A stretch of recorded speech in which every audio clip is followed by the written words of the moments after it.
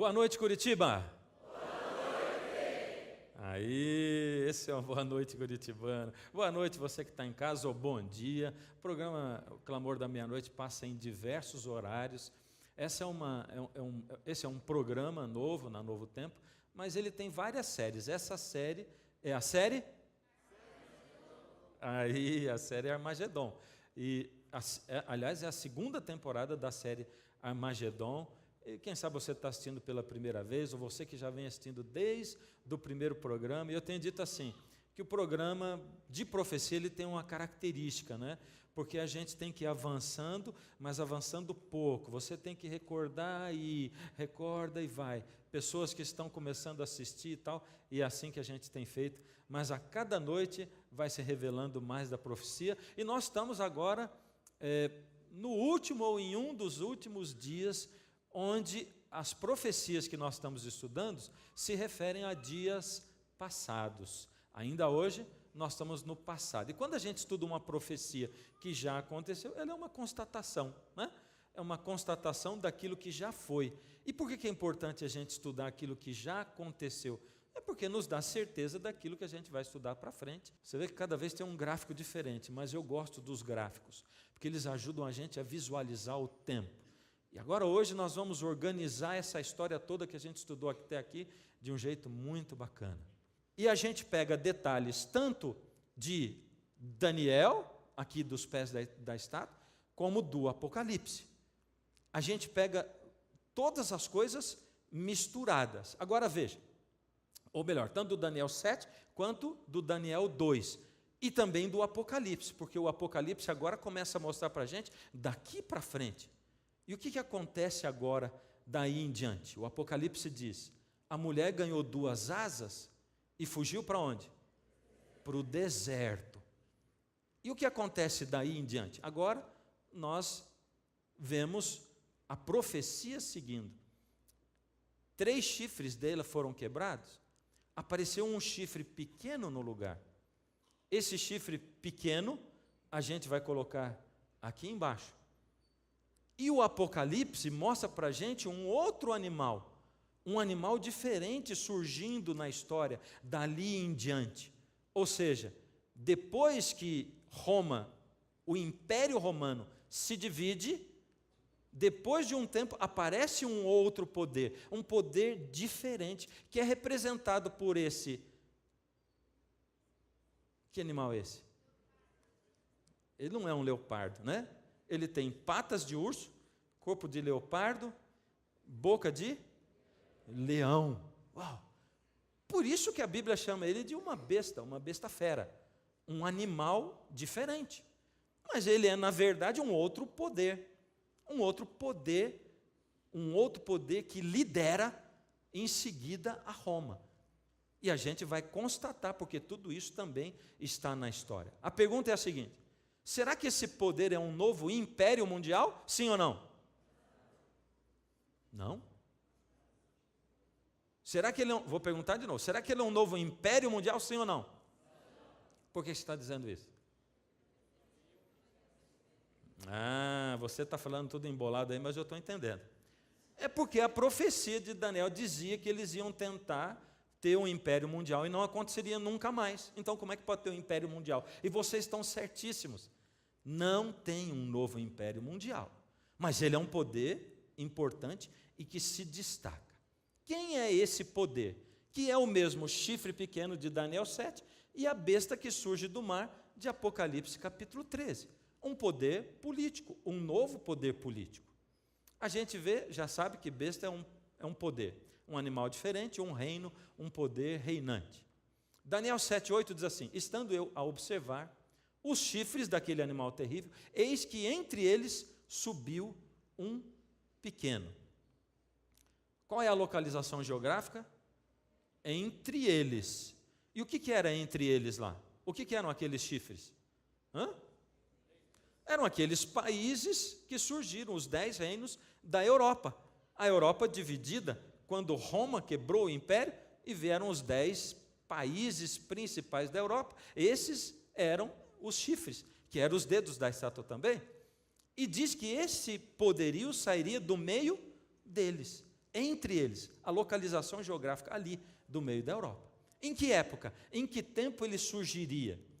Os 10 chifres correspondem a 10 reis que se levantarão daquele mesmo reino e depois deles se levantará outro. Então, ele já diz para a gente quando surgiria esse poder, que seria depois daqueles 10 reinos. Os 10 reinos viriam primeiro e depois surgiria ele.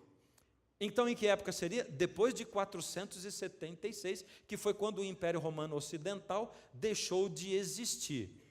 Aí a gente já sabe que é depois de 476. Qual era o tamanho dele? O que o texto bíblico fala?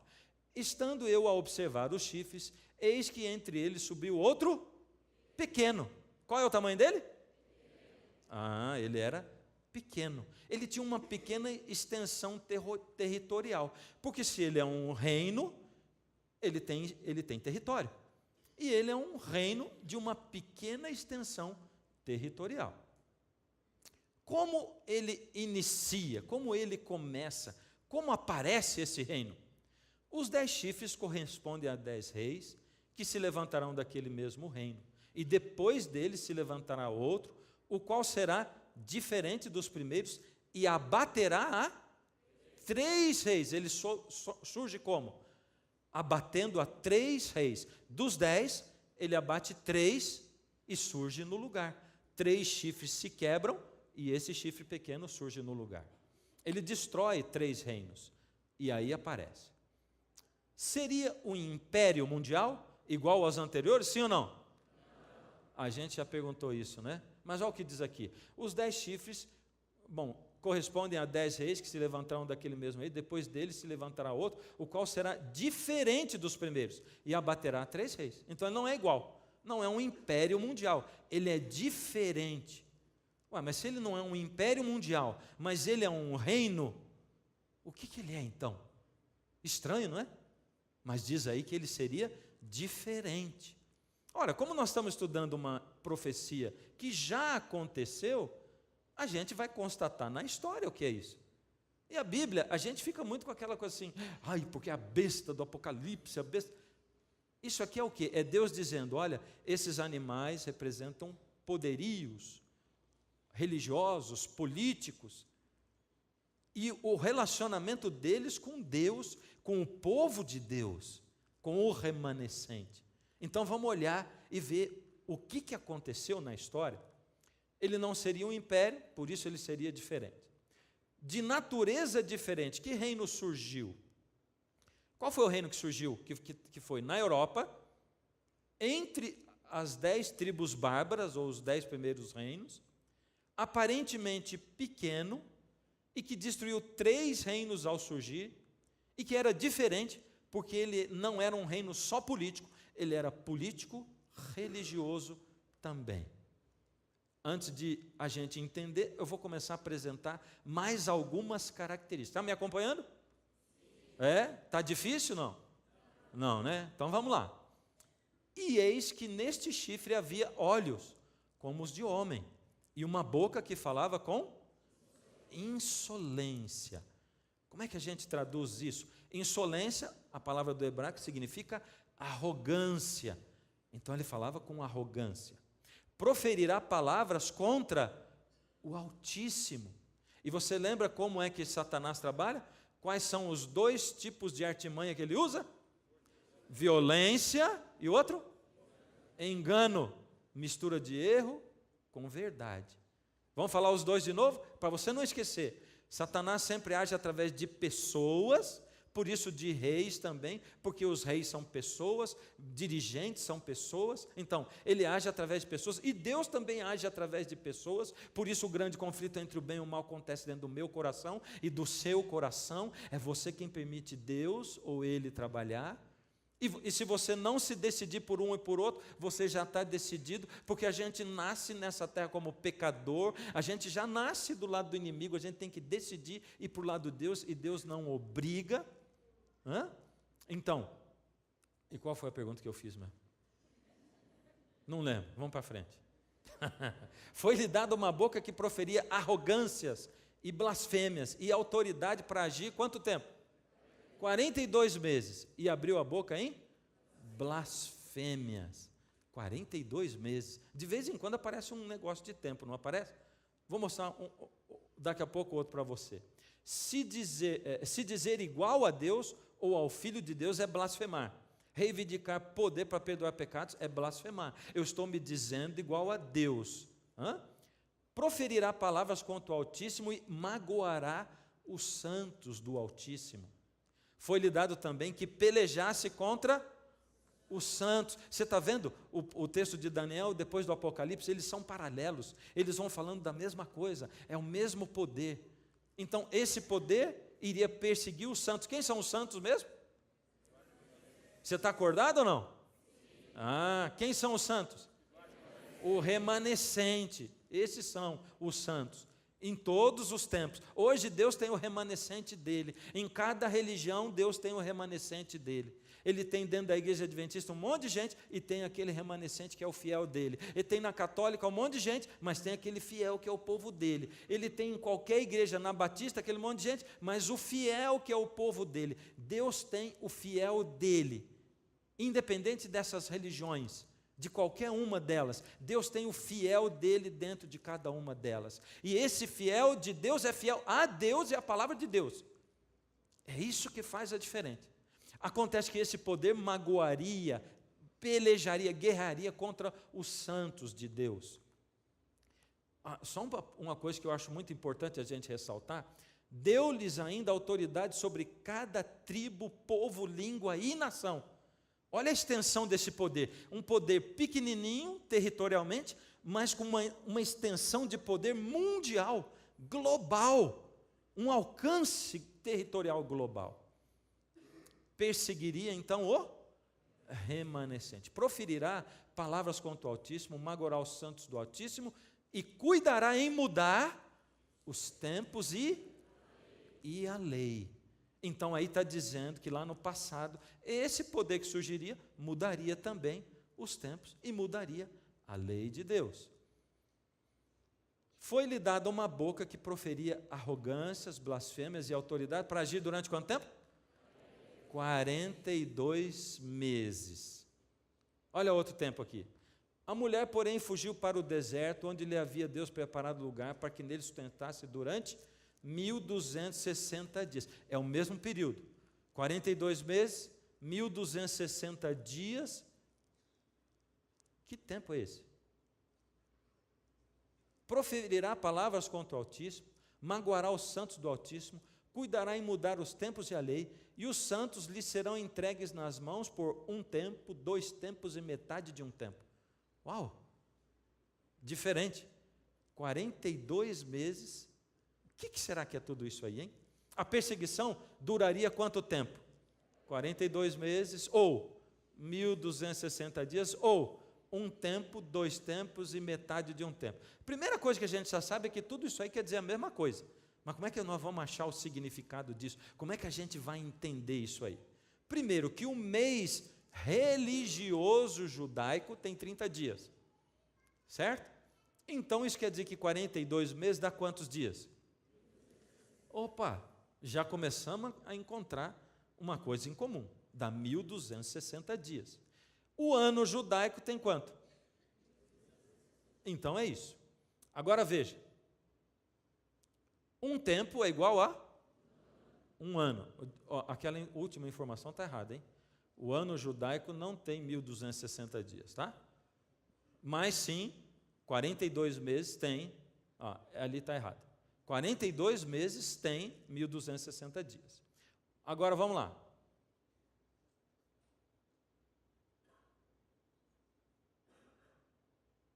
Chegamos agora, voltei um monte. 1 tempo, no pensamento judaico, é igual a 1 ano. Isso foi escrito por Daniel, e Daniel conhecia o pensamento judaico, ele era judeu. 2 tempos é quanto? E meio tempo? Vocês são muito sabidos, olha aí. Isso quer dizer que 1 tempo, 2 tempos, metade de 1 tempo dá quanto? 1260 dias. Existe um princípio profético na Bíblia que é chamado o princípio de ano. O que isso quer dizer?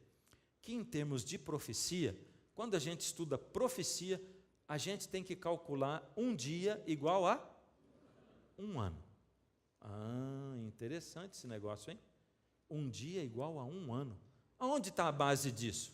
Olha esses dois textos, tem duas profecias. Primeiro, segundo o número dos dias que espiastes a terra. O povo foi espiar a terra, e Deus mandou os espias, e eles foram e voltaram desanimados. Só Josué e Caleb que voltaram animados. Deus vai nos ajudar a vencer. E os outros disseram, aqueles homens são muito grandes e nós não vamos conseguir nunca e tal. Porque era a realidade. Os outros, o Josué e o Caleb, eram pessoas de fé em Deus.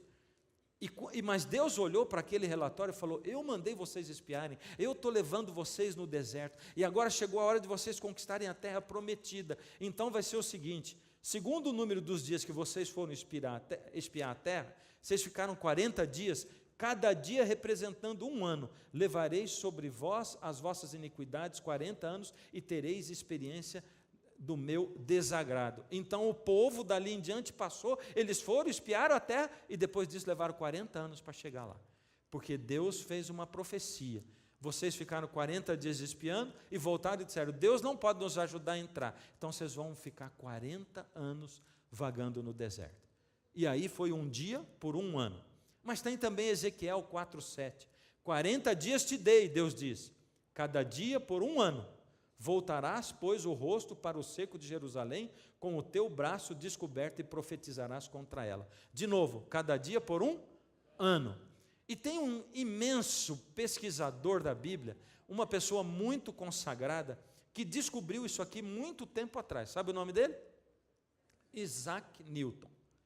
Você sabia que Isaac Newton escreveu mais sobre a Bíblia do que sobre ciência? Sabia disso? Pois isso é registro histórico.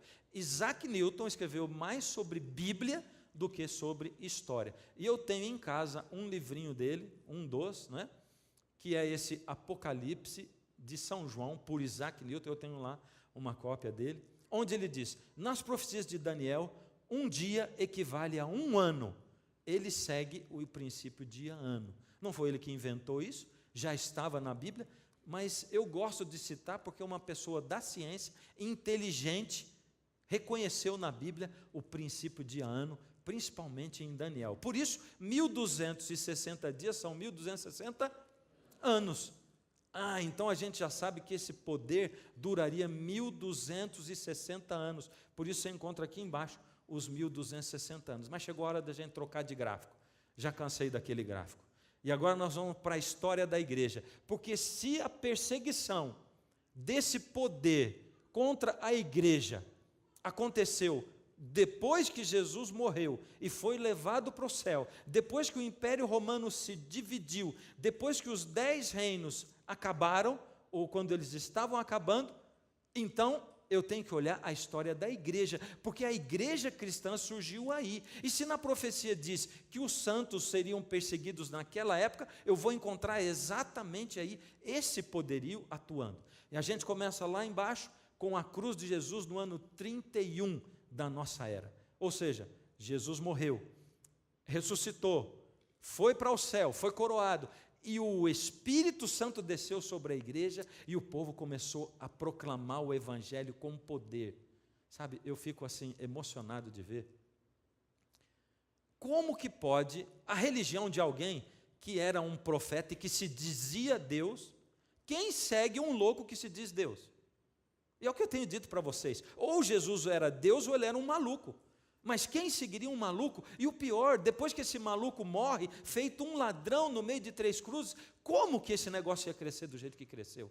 Se ele não fosse Deus de fato.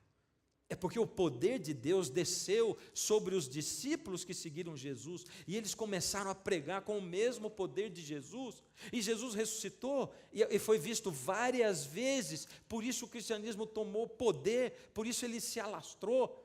E essa primeira fase da igreja foi uma fase maravilhosa. As pessoas eram pessoas puras, o evangelho crescia, elas eram perseguidas, mas quanto mais elas eram perseguidas, mais crescia o evangelho e mais gente vinha para a igreja. Uma loucura. Alguém pregar o evangelho para você dizer, esse Jesus que morreu, ele é Deus, ele veio para salvar os nossos pecados, vem seguir o cristianismo. E essas pessoas largavam tudo, vendiam tudo para pregar o evangelho, e muitas delas eram mortas. Nessa época, os bispos começaram a ser instituídos na igreja cristã. Isso é a história de qual igreja mesmo? Cristã. A gente já viu um pedaço disso outro dia. Nós estamos revendo hoje para encaixar as coisas. Essa é a história da igreja? Você é cristão? Então essa é a história de quem? Nossa, eu perguntei você, não falei vocês. Essa é a história de quem? Minha, é a minha história. Essa é a minha história, a história da minha igreja, da igreja cristã. Os bispos foram instituídos na igreja cristã, os discípulos começaram a morrer, porque o tempo foi passando, não tinha templos naquela época, e Roma perseguia os cristãos o tempo todo, a igreja era perseguida por Roma. Por isso essa primeira fase da igreja, a gente chama de igreja pura, ela foi do ano 31 até o ano 100, que foi quando os discípulos, os últimos, estavam morrendo. Logo em seguida, a essa fase veio a fase da igreja perseguida, do ano 100 ao ano 313, porque no começo ela era perseguida, mas não tanto. A perseguição começou a aumentar muito mais. Veio uma terceira perseguição imperial. Roma imperial, que ainda estava em pé, perseguia o povo e matava o povo. Os pobres eram ricos, eles eram ricos na fé, mas eram pobres no dinheiro. Tinha muitos mártires, como o bispo Policarpo, que foi martirizado agradecendo a Deus pelo privilégio de ser um mártir e de sofrer as mesmas aflições que Jesus. Essa igreja perseguida foi do ano 100 até o ano 313 da nossa era. E em 313 começou a haver mudanças drásticas dentro do cristianismo, dentro da igreja cristã, dentro da nossa igreja. Dentro da nossa raiz começou a ter mudanças drásticas. Constantino, em 311, assumiu como imperador, 2 anos antes do 313, porque foi ele a mola para fazer as coisas mudarem dentro do cristianismo. Constantino era um pagão, adorador do Deus Sol, mas Constantino viu o paganismo diminuindo e o cristianismo crescendo. Ele diz assim: uau, o cristianismo é a religião do futuro, eu vou investir no cristianismo. E ele entrou para a história como o primeiro imperador a se declarar cristão em 28 de outubro de 312, depois de ter trucidado com o sogro dele, chamado Maximiliano. Ou seja, ele matou o sogro, ele se declarou antes servo protegido do Deus Sol invicto, e agora ele se declarou cristão. E ele, visionário, político, começou a sonhar que ele poderia usar a igreja como um instrumento dentro do império. As pessoas têm fé, elas fazem tudo pela fé. Se você não pode com eles, junte-se a eles. Olha, quem sabe foi até ele que inventou essa frase. Não sei não. Porque isso se encaixa muito bem no Constantino. E foi o que ele fez. Ele declarou o cristianismo a religião oficial do Estado, e ele se declarou cristão, e todos os cristãos falaram: amém, graças a Deus, agora nós temos um imperador cristão, a Dilma se batizou, que coisa maravilhosa. Era assim. O efeito era como se o imperador tivesse convertido, e agora ele mudou os caminhos dele, e ele vestiu uma pele de cordeiro, mas ele por dentro não tinha se convertido coisa nenhuma. Ele corrompeu os bispos e os líderes da igreja e começou a inserir costumes que não tinha dentro da igreja apostólica e que você não vê Jesus fazendo. Mas essa é a nossa história. Foi isso que aconteceu na história da nossa igreja, e eu sempre digo para vocês, eu fico envergonhado de saber disso. Envergonhado, mas não, eu vou dizer, sabe quando alguém diz assim: que pecado terrível que ele cometeu. Mas como é que pode? E a Bíblia diz assim: quem está em pé, cuide para que não caia. Então não posso olhar para o passado e dizer assim: mas como aqueles líderes religiosos fizeram isso? Porque eu estou aqui para viver nessa época. E Deus está me falando: você vai se deixar corromper também? Porque o poder corrompe. Toda vez que a igreja, que a religião se une com política, não dá certo. Não dá certo. Não é o desejo de Deus. A igreja se corrompe por causa do poder. o poder humano, mundano. Naquela época, eles começaram a inserir dentro da igreja a oração pelos mortos, e aí está a data. Eles começaram a fazer o sinal da cruz, a cruz começou a ser um símbolo para tomar um lugar que não era um lugar devido. A pessoa que recebe a honra é Jesus, não a cruz. Queima de velas também não existia dentro do cristianismo, começou a acontecer. O uso de imagens de escultura para representar pessoas mortas, pessoas boas, pessoas fiéis, imagens para representar Deus e para representar Jesus, também não tinha antes, e não tinha como ter, porque os primeiros cristãos eram judeus, e os judeus guardam, até hoje eles pregam os 10 mandamentos, e o segundo mandamento diz o quê? Não farás para ti imagem de escultura. Então não tinha isso dentro do cristianismo, e as roupas diferentes para o clero também foram instituídos naquela época, uma diferenciação entre o clero e as pessoas comuns. Quem era o povo de Deus nessa época? Era o povo remanescente. Quem é o remanescente mesmo? É o povo fiel de Deus que está dentro da religião. É o povo fiel de Deus que está dentro ali. É por isso que Jesus diz assim, eles passaram no meio da plantação e tinha o joio no meio do trigo. Os discípulos, vamos arrancar esse joio? E Jesus diz, não, porque se você arrancar o joio, vai sair também o trigo. Espera o dia da colheita. Jesus contou essa parábola. O dia da colheita é a volta de Jesus. Lá ele vai separar o joio do trigo. Até lá, e aqui eu tenho um recado para você que vive se decepcionando com gente dentro da igreja, sabe? Para você que vive dizendo, porque eu fui para a igreja, mas depois eu saí porque eu me decepcionei com as pessoas, porque eu esperava que tivesse pessoas cristãs lá dentro, eu esperava, você esperava o quê? Deus não está chamando você para ser servido, você está no lugar errado. A igreja não é um lugar para você vir, para ficar assim, me abrace todo mundo, sorria todo mundo para mim, todo mundo é santo e eu quero que todo mundo me atenda e me. Deus está chamando você para servir o outro. A igreja não é um berçário, não é um transatlântico, não é uma viagem festiva, é um navio de guerra. Você está sendo chamado para ser soldado, está confundindo as coisas. Para de ficar se magoando e tal. Eu esperava, não espera, faz.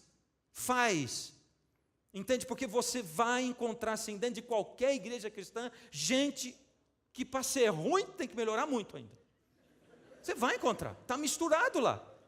Está misturado, e tem gente muito, muito boa, e tem gente que a gente não sabe se é ruim ou se é boa. Aliás, em alguns momentos, nem eu sei se eu sou bom ou se eu sou ruim, porque o pecado, ele é terrível dentro da gente, e eu vivo clamando a Deus e pedindo, Deus, por misericórdia, não deixa aparecer a miséria do pecador que eu sou. Pega e coloca o caráter de Cristo em mim, Pai, muda, porque muitas vezes, Pai, eu quero fazer o certo e eu faço o errado. Eu estou esperando o Senhor me mudar, Pai, mas eu estou esperando com atitude, eu quero que o Senhor me mude. Então, dentro da igreja tem o remanescente fiel de Deus, mas tem também gente ruim, também tem gente mais ou menos, e tem gente que engana, porque o inimigo trabalha pelo engano. Na história da igreja, essa terceira fase da igreja foi a da igreja corrompida, mas essa ainda não foi a pior fase de todas, porque depois disso veio mais. Nessa época, a igreja não tinha líder oficial. Foi mudada a capital do Império de Roma para Constantinopla, a atenção ficou em Constantinopla, Roma ficou sozinho, o bispo de Roma ganhou mais poder. E começou a ter uma disputa entre os bispos de Roma e Constantinopla. Isso é a história da nossa igreja, a história do cristianismo. E começou a ter uma disputa entre os dois. E isso quem resolveu foi o imperador Justiniano, que em 533 fez uma carta afirmando que o bispo de Roma, a partir dali, seria o cabeça de todas as santas igrejas e cabeça de todos os santos sacerdotes de Deus. Justiniano em que ano? 533. Mas o bispo de Roma ainda estava amarrado, ele não tinha como assumir o poder todo, porque tinha 3 reinos, daqueles reinos bárbaros, atrapalhando. Os 3 eram hereges, e eles não cediam ainda à igreja. Eles não concordavam com aquilo. Eram os vândalos, os érulos e os ostrogodos. Um nome bonito para você colocar no seu filho, ostrogodo. O que é que você acha? Eu gosto de pegar esses nomes diferentes, né? Quem sabe eu convenço meu filho de botar no neto quando ele nascer. Não põe nem no cachorro. O cachorro não chama mais Lulu. Meu filho tem um cachorro que chama... não vou nem dizer, porque vai ter alguém aqui com o nome do cachorro. Não vou falar. É nome de gente que ele pôs. Não posso nem dizer o nome. 534, 493, esses impérios saíram. Mas faltava ainda os ostrogodos. E, finalmente, os ostrogodos que dominavam Roma e que estavam atrapalhando para que o bispo de Roma fosse soberano, em 538, Justiniano, junto com o poder da igreja, foi lá e derrotou os hereges ostrogodos. Agora sim, o Papa tinha a supremacia. E a supremacia do Papa começou lá em 538. A gente vai na profecia e diz assim: os 10 chifres correspondem a 10 reis que se levantarão daquele mesmo reino de Roma imperial. Depois dele se levantará outro, o qual será diferente dos primeiros, e abaterá a 3 reis. Agora que nós vamos ver a coisa começando a se mostrar, e a gente vendo o que a história mostra para nós. O que Deus diz? Deus desenhou a história, diz assim: olha, vai acontecer assim, assim, vai ser assim dentro do cristianismo. Você que é cristão tem que saber disso. A partir do ano 538 começa a supremacia papal, durante 1260 anos, que é o que a profecia diz. Por isso, essa supremacia acabaria em que ano mesmo? 1798. E o que aconteceu durante esse tempo? No século VIII, Pepino o Breve, que era o imperador, doou para a igreja territórios no centro e norte da Itália, e eles se tornaram os estados pontifícios. A partir daí, a igreja começou a ser também um país. E você pode ver que até hoje, quando o Papa recebe a tiara dele papal, ele também é coroado o quê? Rei de Roma. Entende? Acontece até hoje. Então, ele é um poder religioso, mas é também um poder político, porque eles receberam esses territórios. Eles são considerados um país. E, aliás, eles têm agora uma embaixada nos Estados Unidos. O Vaticano tem uma embaixada do Vaticano nos Estados Unidos há pouco tempo. Ele se torna rei e tem um poder agora político-religioso. Só que, a partir dali, a igreja cristã mergulha no absurdo. E a igreja cristã começa a perseguir o remanescente, os fiéis que estão dentro dela. A igreja colocou tanta tradição, misturou tanta coisa que não está dentro da Bíblia, as pessoas não podiam questionar, elas eram perseguidas, elas eram mortas, e aqui começou um tempo terrível, que foi a Idade das Trevas. A Bíblia foi proibida. Foi-lhe dado, a profecia diz, também que pelejasse contra os santos e os vencesse. Deu-se-lhe ainda autoridade sobre cada tribo, povo, língua e nação. Essa foi a extensão da perseguição que começou a haver da igreja com o remanescente. Aqueles que não declaravam que eles queriam ou concordavam com as tradições que eram pregadas. Nessa época, o sábado foi mudado para o domingo. E nós vamos ainda ver ali para frente declarações da igreja dizendo: olha, a igreja, com a sua autoridade, mudou o sábado para o domingo. Não tem uma explicação bíblica, foi a autoridade da igreja. Mas olha o que diz a profecia: proferirá palavras contra o Altíssimo, magoará os santos do Altíssimo e cuidará em mudar os tempos e a lei. Em mudar os tempos e a lei. Aqui eu coloquei, não sei se dá para você enxergar, mas aqui da esquerda está a lei de Deus e do lado de cá está o catecismo. Mandamento 1, e os mandamentos, eu tenho lá uma Bíblia Ave Maria em casa. Ela está igualzinho ali, ó, a lei de Deus, está igualzinho. É uma Bíblia católica. 1, não terás outros deuses de mim. 1, no catecismo, amar a Deus sobre todas as coisas. Na Bíblia, não farás para ti imagens de escultura. No catecismo, não tomar o seu santo nome em vão. Por que está não tomar o seu santo nome em vão? Porque lá é não fazer imagem de escultura. O 3, não tomarás o nome do Senhor teu Deus em vão, na Bíblia. E aqui, guardar domingos e festas. O quarto, na lei de Deus, lembra-te do dia do sábado. Aqui, honrar pai e mãe. O quinto lá, honrar o pai e mãe. Do lado de cá, não matarás. No sexto, não matarás. O sexto aqui, não pecar contra a castidade. O sétimo lá, não adulterarás. Aqui, não furtarás. Lá, não furtarás. Aqui, não levantar falso testemunho. O nono, não dirás falso testemunho contra o teu próximo. Aqui, não desejar a mulher do próximo. Décimo, não cobiçarás a casa do teu próximo, a mulher e tal. E aqui, não cobiçar as coisas alheias. Como o segundo mandamento foi tirado, o décimo foi dividido em dois, que é não cobiçar, que está dividido em duas partes. Então, aqui vem se mostrando para nós. E o que isso quer dizer? Quer dizer só quer dizer que Deus diz assim, olha, a história vai ser assim. E o que Deus falou como seria na história, aconteceu. E essa história é a história, eu gosto de firmar isso, sabe? Porque, como eu disse para você, eu estou falando com o maior respeito do mundo, com o maior amor, mas eu estou falando aquilo que eu preciso falar do que está na Bíblia. Você está vendo, eu estou mostrando para você. Então, o que eu quero dizer para você, não fica olhando para isso aqui dizendo assim, essa é a igreja católica, essa é a igreja cristã. Nessa época não tinha igreja batista, presbiteriana, metodista, não tinha adventista. Era tudo a mesma igreja. É o passado da igreja católica? Mas é o meu passado também, é o seu passado também, é o nosso passado. Foi o que aconteceu na história do cristianismo. Aconteceu, nessa época era uma igreja só, estava todo mundo ali. O purgatório também foi introduzido nessa época. Não existe nem purgatório na Bíblia, nem a palavra purgatório.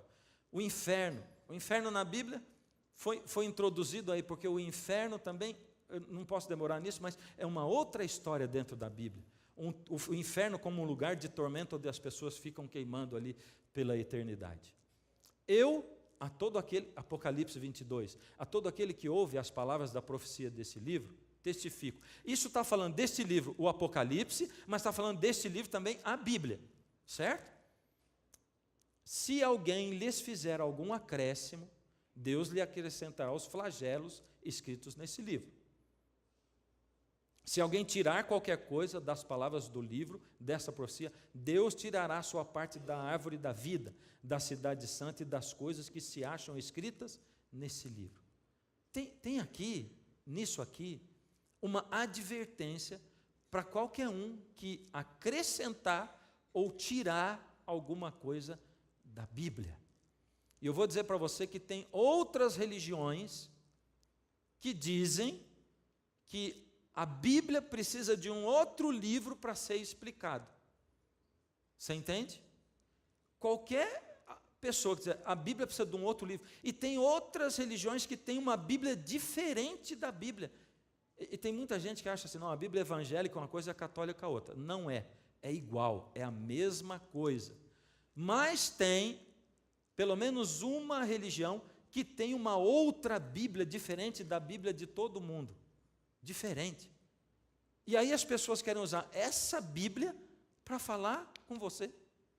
Ora, para pregar tem que pregar com a Bíblia, porque se alguém acrescentar alguma coisa, vai sofrer os flagelos desse livro, e se tirar também. Não tem que pôr nem que tirar, e a Bíblia tem que ser explicada por ela mesma, não precisa de nenhum profeta, nenhuma profetisa, não precisa de ninguém para explicar a Bíblia. A Bíblia se explica por ela mesma. Você entende? Não tem que ter explicação de mais ninguém para a gente entender a Bíblia. Nessa época também, foi incluído dentro da igreja o fato de seres humanos se tornarem vigários de Cristo, ou representantes de Cristo. Representante, aquele que está no lugar de Cristo. E por isso ouvirem confissões de pecado. E a profecia diz, foi-lhe dada uma boca que proferia arrogâncias e blasfêmias, e autoridade para agir 42 meses, e abriu a sua boca em blasfêmias contra Deus. Blasfêmia, o querer se fazer como Deus, o querer se fazer igual ao Filho de Deus, o querer perdoar pecados. Quem sou eu, um ser humano, para perdoar pecados? E a Inquisição que mergulhou no absurdo dos absurdos nessa época. Quem era o povo de Deus nessa época? O remanescente. Deus tinha o povo dele nessa época? Tinha. Assim como Deus tem hoje, independente da sua religião, Deus tem o povo dele. E eu quero ler aqui na Bíblia, João capítulo 10. Abre aí a sua Bíblia em João capítulo 10. Vamos abrir a palavra de Deus. Aqui tem um monte de texto da palavra, mas eu gosto de pegar ela também. 10, verso 1. Achou? Verso 1. Em verdade vos digo, o que não entra pela porta do aprisco das ovelhas, mas sobe por outra parte, esse é ladrão e salteador. Aquele, porém, que entra pela porta do aprisco, esse é o pastor das ovelhas. Para este, o porteiro abre a porta do aprisco, as ovelhas ouvem a sua voz, ele chama pelo nome as suas próprias ovelhas e as conduz para fora. Depois de fazer sair todas as que lhe pertencem, vai adiante delas, e elas o seguem, porque lhe reconhecem a voz. Pergunta para vocês, presta atenção. Você estava ouvindo eu ler a Bíblia, hein? Você leu aí, acompanhou também. Você aí também. Diante desse texto, todos nós que estamos aqui somos ovelhas do bom pastor? Sim ou não? Sim. Todos nós que estamos aqui somos ovelhas do bom pastor? Sim ou não? Sim. Não. Não. Vou perguntar de novo. Todos nós, segundo esse texto, todos nós estamos aqui, somos ovelhas do bom pastor? Sim ou não? Mas por que você mudou só porque eu falei? Se eu tenho falado para você, não fica escutando o que o pastor fala, não acredita no que eu falo. Pode ser que eu esteja só dissuadindo você, é ou não é? Pode ser. Eu sempre digo para você, não acredita no que eu falo, vai na Bíblia. Vai ler. Você vai embora daqui, pega Daniel 2, Daniel 7, pega Apocalipse 13 e vai ler. Compara. E eu estou vendo gente escrevendo. Eu sei que lá em casa tem gente tomando nota também. Vai confirmar. Eu quero ver se aquele camarada falou a verdade. Eu quero ver. Vai ver por você mesmo. O Espírito de Deus vai iluminar a sua cabeça. Vou perguntar de novo. Segundo o que está dito nesse texto, todos nós somos ovelhas do bom pastor, sim ou não? Sim. Não, não somos. Eu vou explicar para vocês agora. Olha aqui, ó. Ele está dizendo, aquele que entra pela porta do aprisco, esse é o pastor das ovelhas. Para este, o porteiro abre a porta do aprisco. Vamos lá. Quem é o bom pastor?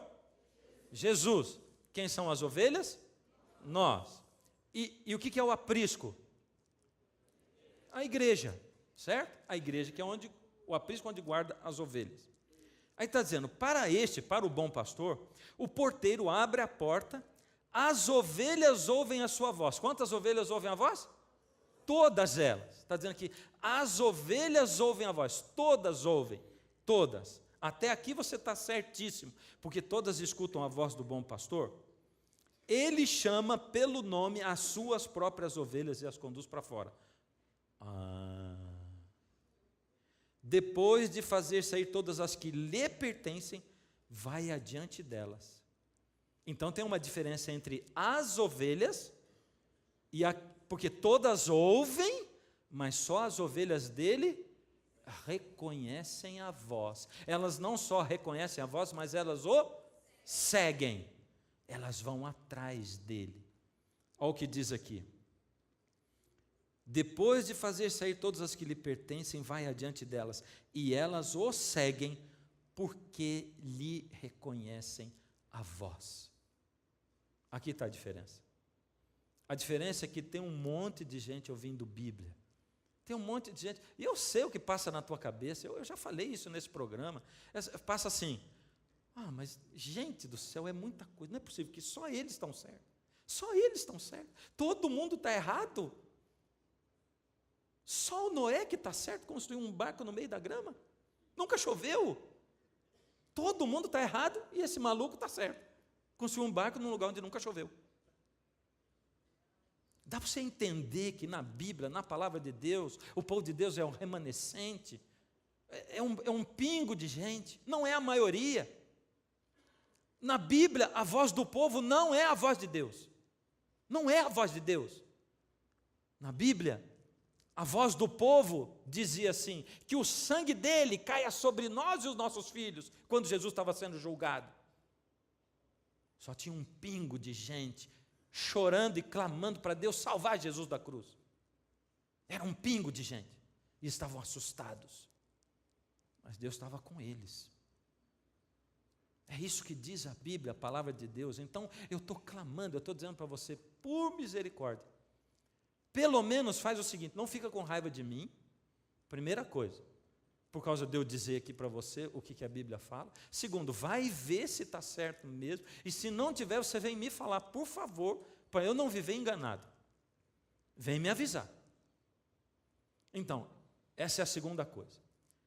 A terceira coisa é, espera para ver o que vai acontecer daqui para frente. Porque o que Deus fez aqui até agora foi dizer assim, vou mostrar para você o que vai acontecer na história. E a gente acabou de ver o que aconteceu na história do cristianismo. Na história da igreja cristã. Na nossa história. É isso que a gente acabou de ver. Deus olhou e falou assim, olha, vai ter aqui o império, vai ter Babilônia, vai ter Medopérsia, Grécia, o tempo todo Satanás tentando perseguir o povo de Deus, tem o povo de Deus, mas dentro dele tem um remanescente, fielzinho a mim, fica olhando para isso, presta atenção, porque depois disso, de dentro da própria igreja cristã, vai surgir um poder ali, que vai acabar perseguindo o próprio remanescente de Deus, olha só. Eu tenho que terminar. Aí diz o seguinte: haveria uma ferida mortal. Ele receberia uma ferida mortal. E quando a gente vai para a história, a gente vê que a supremacia do Papa ela foi diminuindo. Até, porque veio o Renascimento, veio a Idade da Razão, veio o Iluminismo.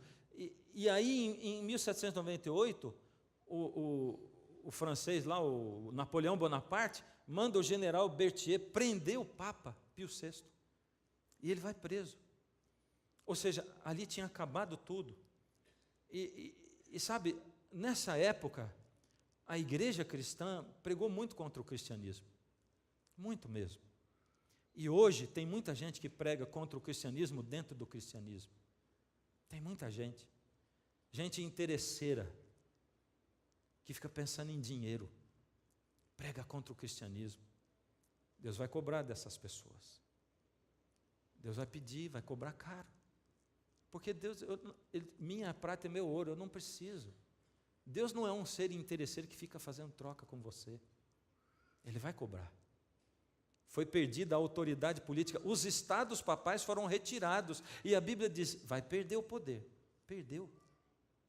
Então vi uma de suas cabeças como golpeada de morte, é o que diz Apocalipse 13:3, cumprindo a profecia direitinho. E eu não pus o resto desse texto aqui, mas o resto diz assim, mas a sua ferida foi curada.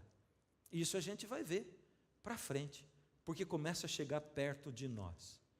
E eu quero lembrar você daquela última advertência, que foi a primeira que eu li hoje. Quando eu disser ao ímpio que é certo que ele morrerá, e você não falar, para dissuadi-lo de seus caminhos, aquele ímpio morrerá por sua iniquidade, mas eu considerarei você responsável pela morte dele. Ou seja, eu preciso compartilhar com você a verdade, com todo o meu amor, com todo o meu carinho e com todo o meu respeito. Todo o meu respeito.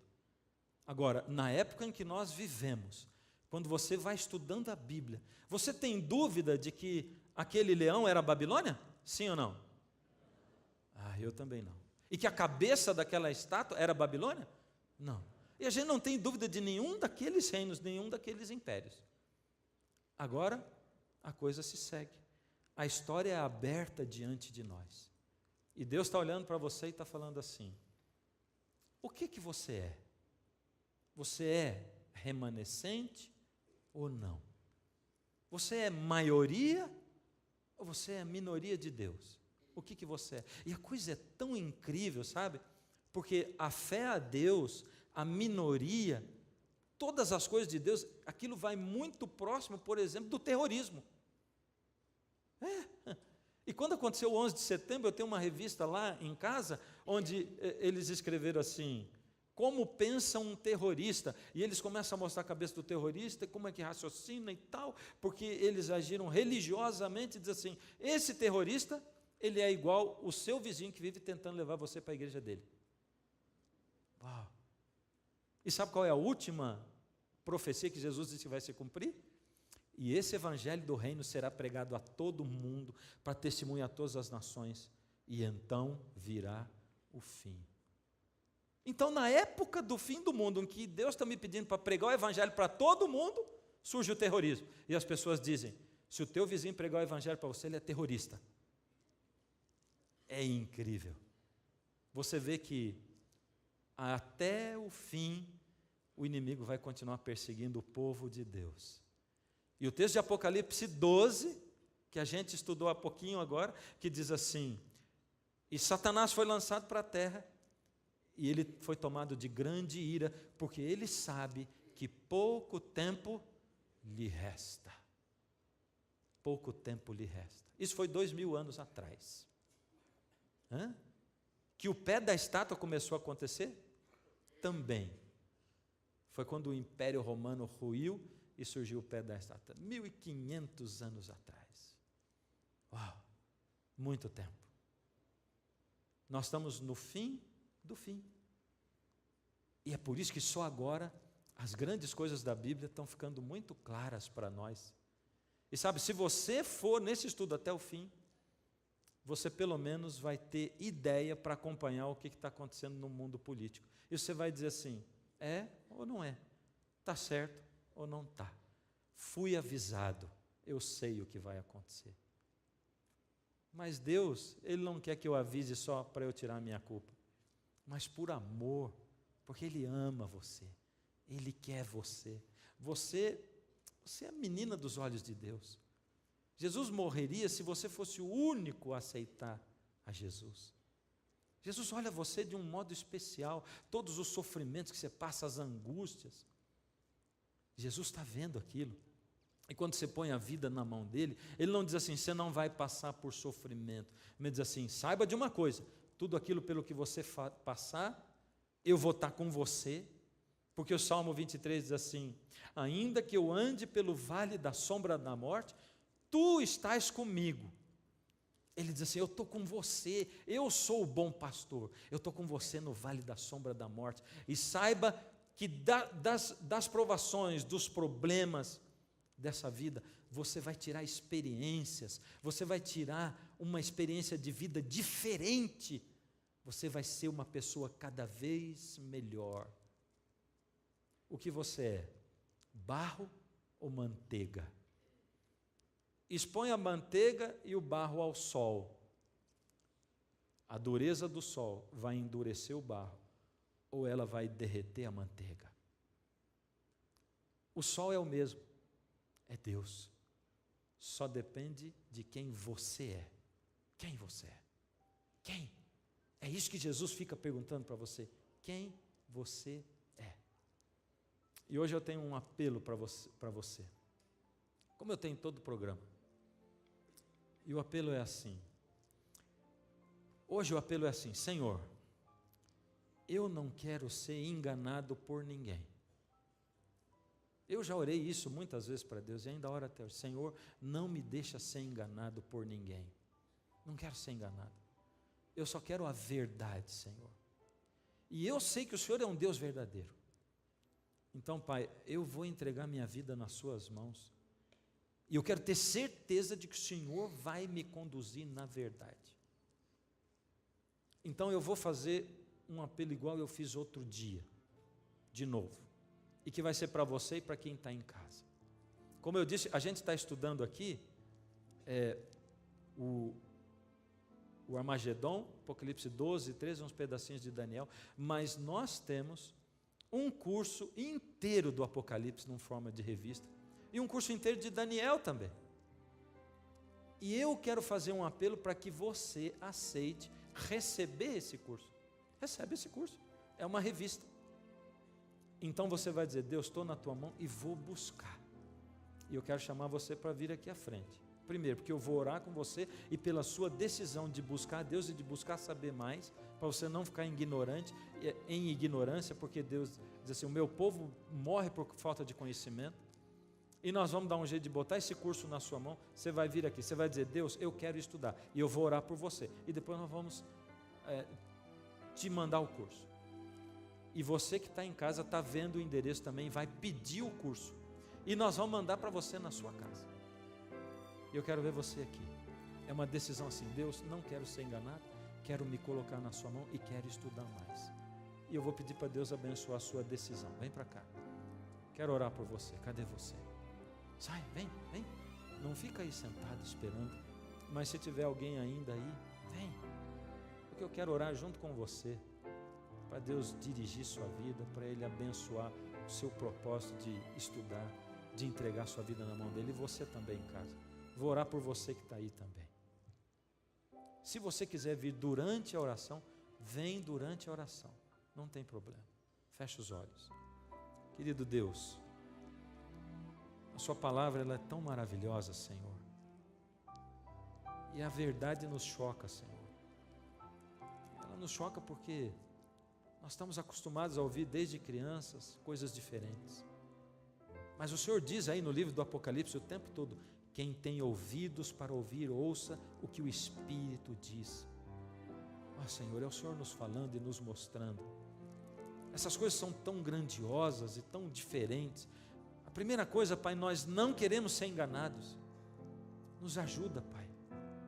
Mas olhando para a profecia, a gente vê tudo se cumpriu.